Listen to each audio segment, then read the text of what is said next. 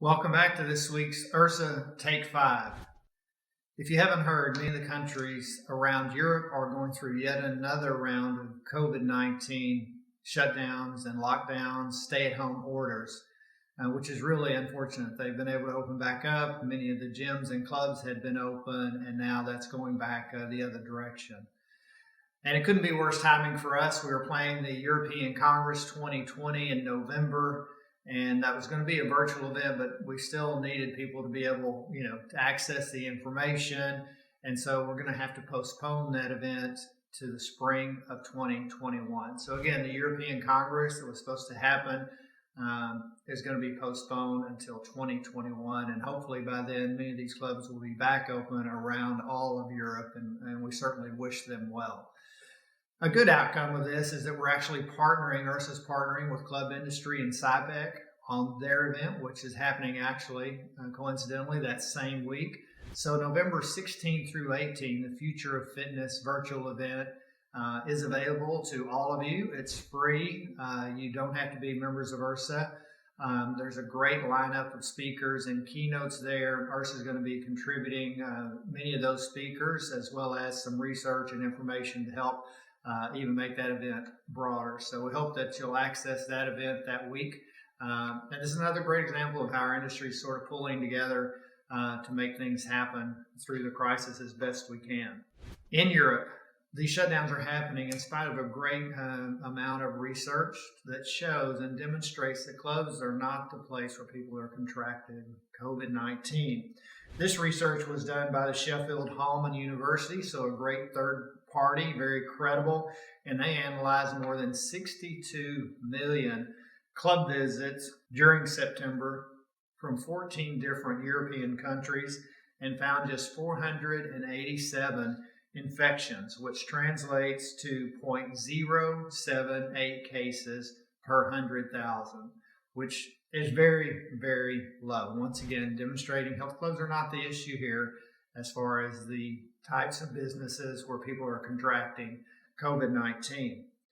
On a positive note, the Indian health and fitness industry, which is IHRSA's national federation partner there, representing some 112 million people, has finally been able to reopen their health clubs with assist from IHRSA after 7 months of lockdown. So congratulations to that country. And then here more locally, the Colorado Fitness Coalition recently had a big win just this last week.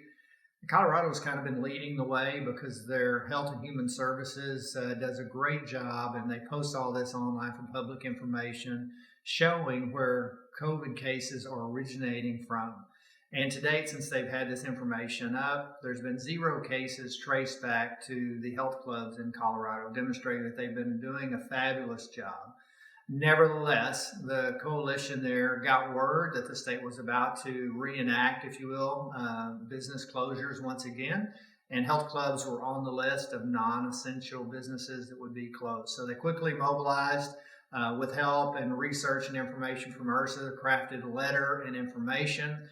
They were able to get in front of the elected officials there and turn the corner and get them not to be shut down, along with other businesses that started, I think, just this week. So congratulations to the Colorado Fitness Coalition. If you're interested in starting your own state alliance in your state, and that hasn't happened yet, that information, again, can be found at IHRSA.org.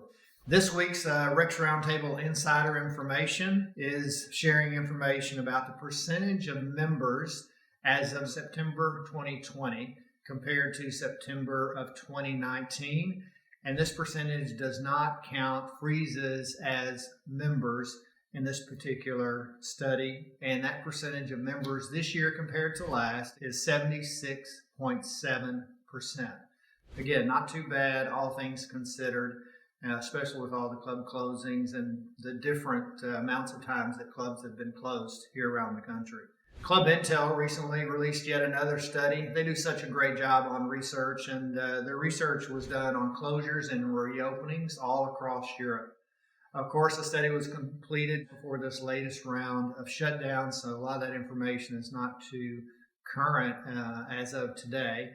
But one thing I thought was worth sharing, because it's telling about some of the things that are going on here domestically as well, and that is that they surveyed 556 fitness companies from a total of 7,300 locations all over the world, including some in the U.S.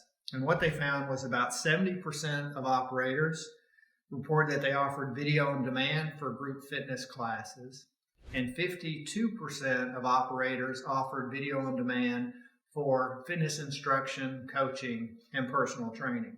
Gympass also did a recent survey of some 9,000 Gympass users, and in that study they found that 95% of employees linked wellness to productivity. No surprise there. Another important finding of that survey was that it was reported almost 7 out of 10 people reported feeling burnout since working from home during the pandemic. We know that mental health is a big issue now more than ever because of the pandemic, because of the isolation, because of furloughs, because of kids homeschooling, perhaps spouses working at home together remotely, and that hasn't happened before.